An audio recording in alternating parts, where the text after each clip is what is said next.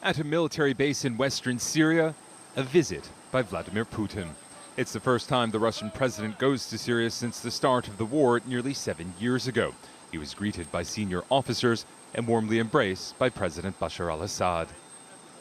Putin's forces have been helping his troops since 2015, when the Syrian government was on the brink of collapse. In his speech, Putin declared victory over what he described as terrorists and announced a partial pullout of his soldiers from Syria. To the General Command, I give this order. Russia's military presence in Syria has come to an end. The motherland awaits you, friends. Safe journey. I thank you for your service.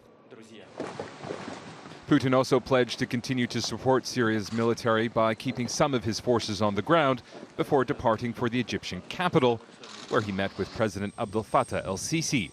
The leaders have been strengthening ties in recent years. Sisi has purchased billions of dollars worth of Russian military hardware and has approved a draft agreement to allow Russian jets to use Egyptian military bases. Putin and Sisi also signed a deal on nuclear power. The growing ties between Russia and Egypt, the second largest recipient of U.S. military aid after Israel, could potentially strain relations between Cairo and Washington. But is yet another sign of Putin's attempts to grow Russia's influence across the Middle East. It's also part of his way actually to express himself and to exhibit perhaps or project power in the Middle East by visiting two U.S. allies. We are talking here about Egypt. We are talking here also about Turkey, and two actually has been drawn closer to Russia over the past couple of years.